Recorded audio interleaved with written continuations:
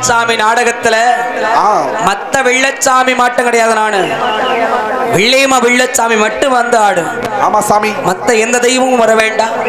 பாண்டுமணியா இருந்தாலும் அவர் அரைக்கும் பொழுது வாசாமி அது வரைக்கும் சொல்லு கட்டுப்பட நிக்கணும். இந்த கூட்டத்துல மறந்திருக்கிற அந்த வெள்ளையமான வெள்ளச்சாமியும் இந்த எல்லைக்கு வரட்டும்.